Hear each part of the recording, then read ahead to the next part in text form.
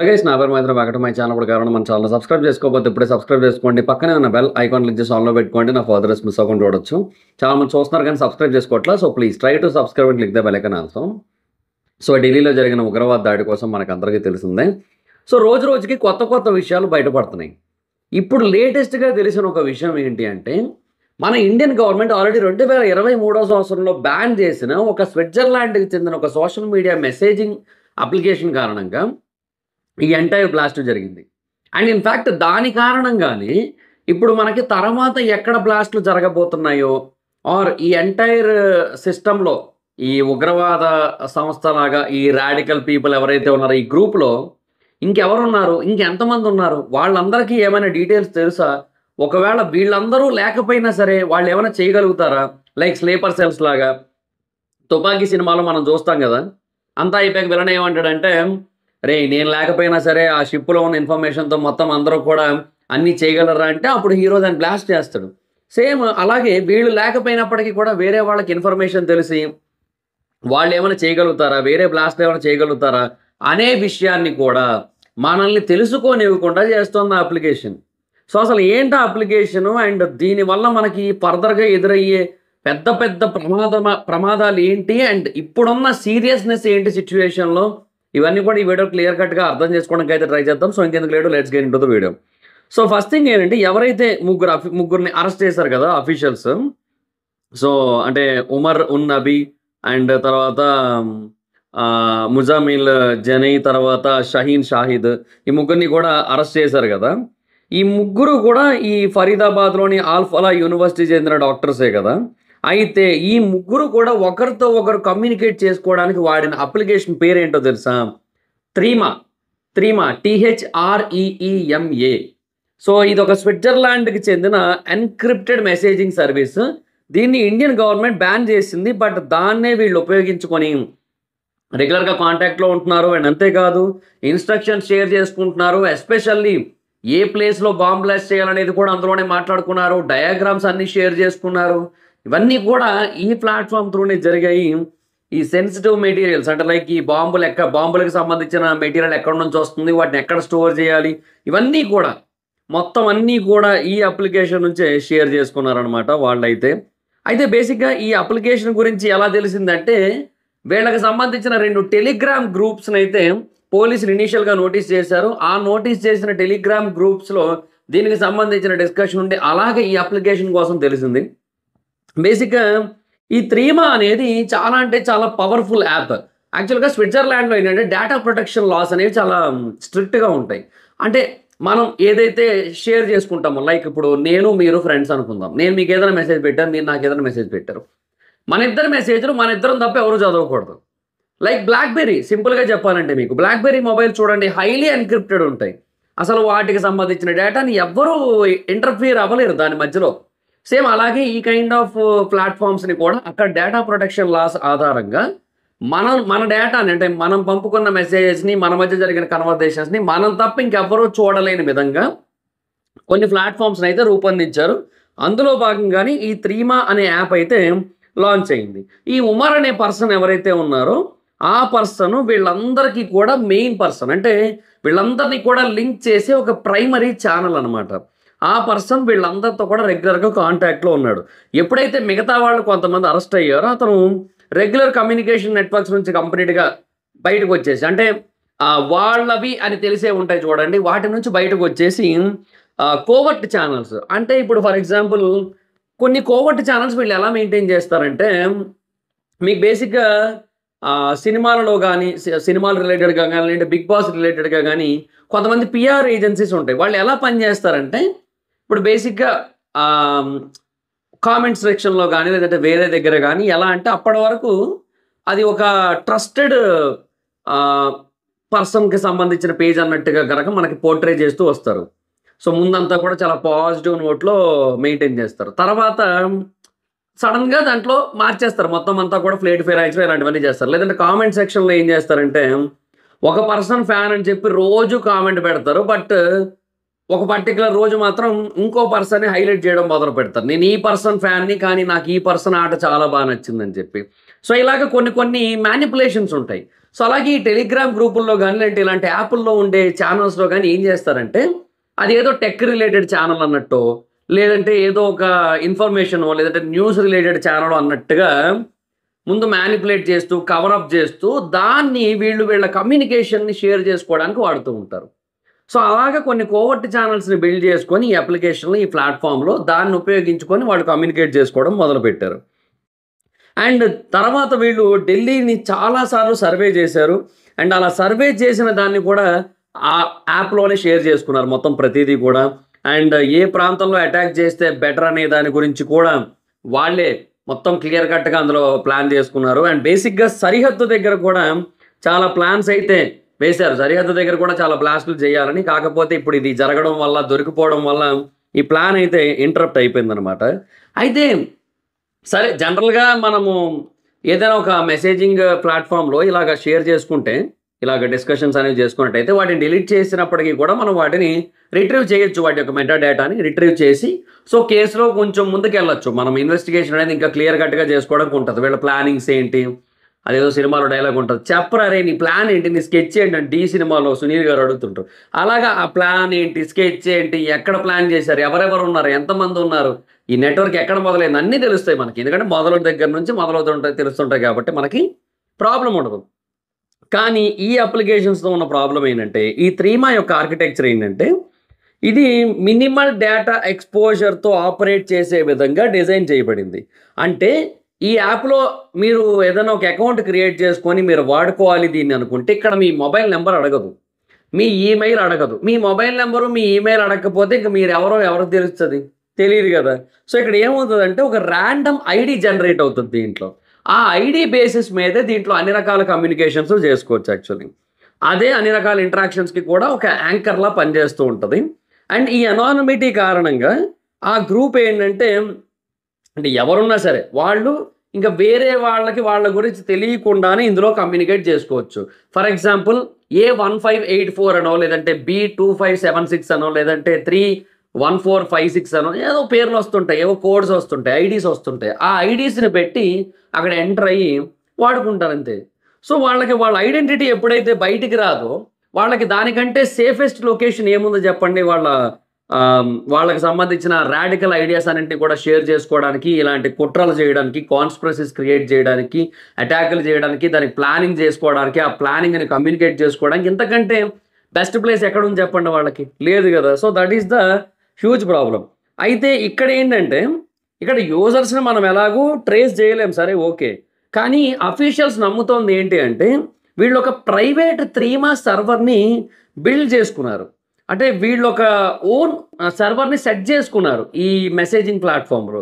So, దానివల్ల వాళ్ళు వేరే వాళ్ళెవరు కూడా వాటిని యాక్సెస్ చేయకుండా ఓన్లీ ఆ గ్రూప్‌లో వాళ్ళు మాత్రమే అందులో ఉన్న ఫైల్స్‌ని, అందులో ఉన్న ఇన్‌స్ట్రక్షన్స్‌ని యాక్సెస్ చేసుకునే విధంగా ఈ అప్లికేషన్‌ని అయితే మోడిఫై చేసుకున్నారు. అంటే ఒక సర్వర్ బిల్డ్ చేసుకొని దాన్ని వాళ్ళకి తగ్గట్టుగా వాళ్ళు యూజ్ చేసుకోవడం మొదలుపెట్టారు.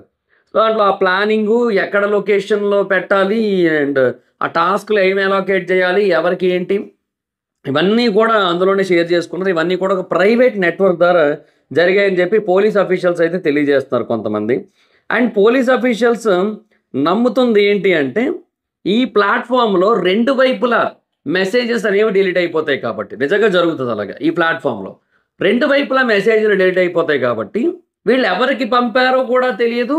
ఒకవేళ పంపిన వాళ్ళ మొబైల్‌లో చూసినా, లేదంటే వాళ్ళ దాంట్లో పీసీలో చూసినా కూడా మనకిది కనబడదు. దట్ ఈస్ ద ప్రాబ్లమ్ అనమాట. సో, దానివల్ల ఆ కమ్యూనికేషన్స్ అంటే పాస్ట్‌లో జరిగిన కమ్యూనికేషన్స్‌ని రిట్రీవ్ చేయడం అనేది చాలా అంటే చాలా ఛాలెంజింగ్ అయిపోతూ ఉంటది. అండ్ ఈ యాప్ ఏంటంటే మెసేజ్ హిస్టరీస్‌ని చదవడాన్ని రిస్ట్రిక్ట్ చేస్తది. డేటా స్టోరేజ్‌ని రిస్ట్రిక్ట్ చేస్తూ ఉంటది. సో, దానివల్ల ఏ ఇన్సిడెంట్ కారణంగా మొదలయ్యి ఒక చైన్ ఆఫ్ ఈవెంట్స్ లాగా జరుగుతూ ఉంటాయి. అసలు అంటే ఒక దగ్గర మొదలయ్యి అది ఇక్కడ వరకు వచ్చిందంటే మధ్యలో చాలా ఇన్సిడెంట్లు జరుగుతాయి. సో, వాళ్ళందరూ కలవడం, ఫస్ట్ ఒకరు కలుస్తారు. ఆ ఒకరి నుంచి ఇంకొకరు, ఇంకొకరి నుంచి ఇంకొకరు, ఇంకొకరి నుంచి ఇంకొకరు అలా పెరుగుతూ ఉంటారు. ఇలా ఈ కమ్యూనికేషన్ అంతా కూడా జరుగుతూ ఉంటుంది. ఇదంతా కూడా జరుగుతున్న క్రమంలో కొన్ని కొత్త కొత్త ఐడియాలజీస్ షేర్ అవుతూ ఉంటాయి. కొత్త కొత్త ప్లాన్‌లొస్తూ ఉంటాయి. ఇవన్నీ కూడా ఒక సీరీస్ ఆఫ్ ఈవెంట్స్ కదా! ఆ సీరీస్ ఆఫ్ ఈవెంట్స్, ఆ చైన్ ఆఫ్ ఈవెంట్స్‌ని ఇప్పుడు తెలుసుకోలేరు. So, that is the huge problem ఇక్కడ. అండ్ ఇప్పటికి కూడా అథారిటీస్‌కి ఒక విషయం అయితే క్లారిటీ రాలేదు ఈ విషయం మీద. ఈ యాప్ మీద. అదేంటంటే వీళ్ళు డొమెస్టిక్ సర్వర్‌ని ఉపయోగించారా? అబ్రాడ్ సర్వర్‌ని ఉపయోగించారా అని. ఎందుకంటే బేసిక్‌గా ఈ యాప్‌ని ఇండియాలో బ్యాన్ చేశారు. 2023 సంవత్సరంలో section 69A of IT act కింద ఇండియన్ గవర్నమెంట్ దీన్ని బ్యాన్ చేసింది. అండ్ ఈ యాప్‌ని మాత్రమే కాదు, ఆ టైంలో ఇంకా చాలా యాప్స్‌ని బ్యాన్ చేసింది. Like Zangi, Briar, Nandbox, SafeSwiss, BChat, Element, Second Line, MediaFire, IMO ఇలాంటి యాప్స్ అన్నిటిని కూడా బ్యాన్ చేసింది. ఎందుకు బ్యాన్ చేసిందంటే ఇండియన్ గవర్నమెంట్ వాళ్ళకి తెలిసిన కొన్ని విషయాలు ఏంటంటే, ఈ అప్లికేషన్స్ అన్నీ కూడా పాకిస్తాన్ బేస్డ్ ఫ్యాక్షన్స్ ఏవైతే ఉన్నాయో వాటికి కనెక్ట్ అయ్యి ఉన్నాయి. అండ్ వాళ్ళు ఇందులో ఉన్న డేటా మొత్తాన్ని కూడా వాళ్ళ ప్రోపగెండా కోసం ఉపయోగించుకుంటున్నారు. అండ్ ఇండియా యొక్క బయట భాగంలో ఉంటూ ఇండియాలో చేయాల్సిన ఆపరేషన్స్ కోసం ప్లాన్ చేసుకోవడానికి వాళ్ళు వినియోగించుకుంటున్నారని తెలిసింది. సో అందుకని ఈ యాప్స్ అన్నింటినీ కూడా అప్పట్లో బ్యాన్ చేశారు. బట్ బ్యాన్ చేసినప్పటికీ కూడా వాళ్ళు వీపీఎన్స్ అవి వాడుకొని చాలా ఈజీగా వాడుకుంటున్నారు. అండ్ అది మాత్రమే కాదు, వీళ్ళు కొన్నిసార్లు వేరే కంట్రీస్‌కి వెళుతూ ఉన్నారనమాట. అలా వెళ్ళినప్పుడు కూడా వీళ్ళకి చాలా ఈజీ అయిపోతోంది ఈ యాప్స్‌ని వాడుకోవడం. యూఏఈ గానీ, టర్కీ గానీ ఇలాంటి ప్రాంతాలకెళ్లారు. అలా వెళ్ళినప్పుడు అక్కడ ఈ యాప్ బ్యాన్ లేదు కదా! సో వాళ్ళకేంటంటే ఒకవేళ పాకిస్తాన్‌కెళ్ళినా వాళ్ళకి ప్రాబ్లమ్ లేదు కదా! ఎందుకంటే ఈ యూఏఈ గానీ, టర్కీ గానీ ఇవన్నీ ఎప్పుడు కూడా పాకిస్తాన్‌తో చేతులు కలిపి ఉండే దేశాలే. సో అందువల్ల వాళ్ళకేం ప్రాబ్లమ్ లేదు కాబట్టి, వాళ్ళు బ్యాన్ చేయలేదు కాబట్టి వీళ్ళు అక్కడికెళ్ళినప్పుడు డైరెక్ట్‌గా యాక్సెస్ చేసుకోగలిగారు ఈ అప్లికేషన్‌ని. సో అలా యాక్సెస్ చేసుకోవడం వల్ల కూడా వాళ్ళకి ఇంక ఈజీ అయిపోయింది. అక్కడికెళ్ళి కమ్యూనికేట్ చేసుకుని ఒకవేళ ఇండియాలో ఎప్పుడైనా ఇబ్బంది అవుతుందనిపిస్తే. అది కూడా వాళ్ళకొక మంచి మార్గం అయిపోయింది. ఇక్కడ ఇంకో ప్రాబ్లమ్ ఉంది. అదేంటి? సరే పోనీ వీళ్ళు పేమెంట్లు చేస్తారు కదా! అలా పేమెంట్లు చేసినప్పుడైనా సరే ఎవరికి చేశారు? ఎలా చేశారు? అండ్ ఈ యాప్‌కి ఏ అకౌంట్ నుంచి చేశారు అన్నది తెలిసినట్టయితే, ఆ అకౌంట్ నుంచి ఎటువంటి ట్రాన్సాక్షన్ జరిగాయని తెలుసుకొని ఇవన్నీ చేయొచ్చు అనుకుంటే అది కూడా లేదు మళ్ళీ. ఈ త్రీమా యొక్క పేమెంట్ స్ట్రక్చర్ ఎలా ఉంటదంటే, ఇండివిడ్యువల్స్ కొంతమంది ఎవరైతే అకౌంట్ ఓపెన్ చేసుకుంటారో వాళ్ళు స్విట్జర్లాండ్‌లోని చురెస్ట్రాసీ అనే ఒక ప్రాంతం ఉంటుంది. ఆ ప్రాంతంలో వీళ్ళ ఆఫీస్ ఉంది. ఆ ఆఫీస్‌కి డైరెక్ట్‌గా క్యాష్‌ని మెయిల్ చేయొచ్చు. అంటే మెయిల్ చేయడం ఇన్ ద సెన్స్ కొరియర్ చేయొచ్చు. లైక్ మనీ ఆర్డర్ అనుకోండి, సింపుల్‌గా మనకు అర్థం కావడం కోసం చెప్తున్నా.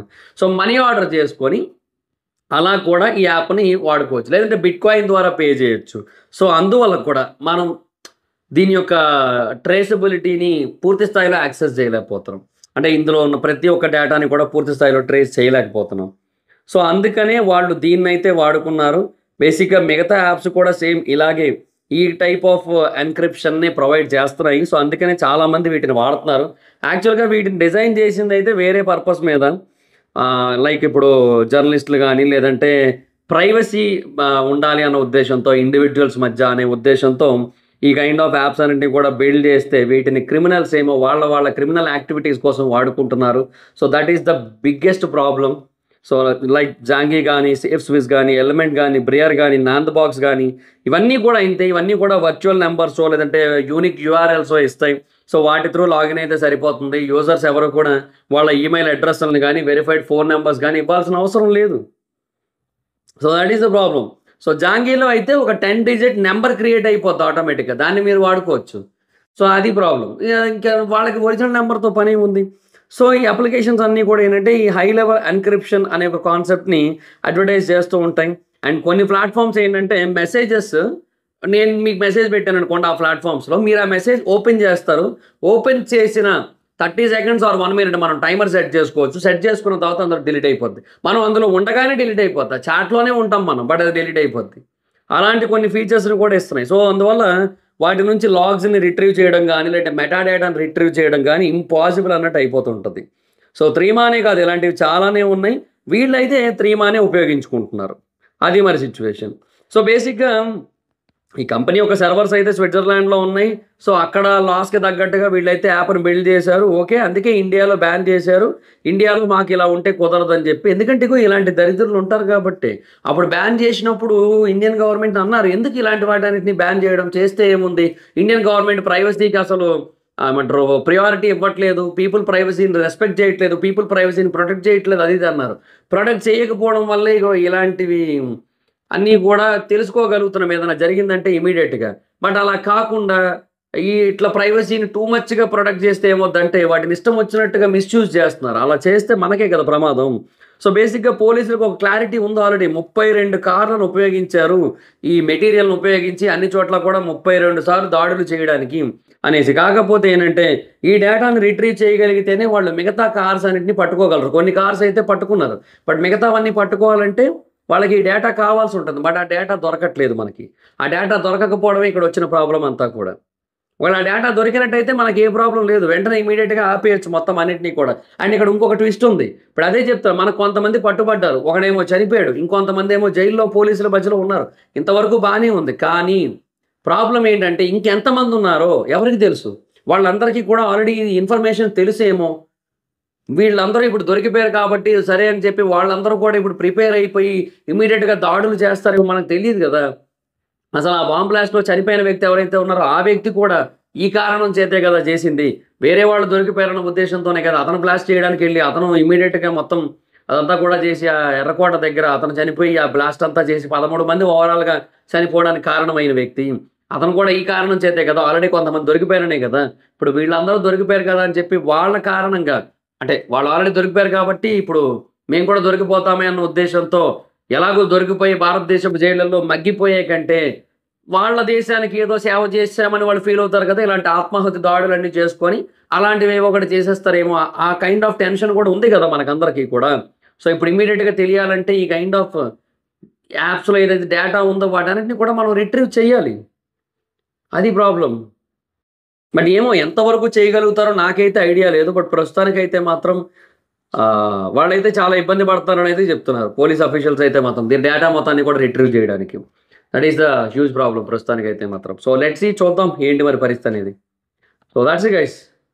సో ఇది లేటెస్ట్‌గా తెలిసిన ఇంకొక విషయం. అండ్ ఇలాంటి అప్లికేషన్‌లు తెలియడం అంటే వీటి గురించి తెలియడం వల్ల కొంతమంది ఇలాంటివి వాడే అవకాశాలు కూడా ఉంటాయి. But don't try to use that. ఎట్టి పరిస్థితుల్లోనే అలాంటివి వాడకండి. ఎందుకంటే ఏదో ఒక రోజు వాటి వల్ల మీకు సమస్యలే వస్తాయి.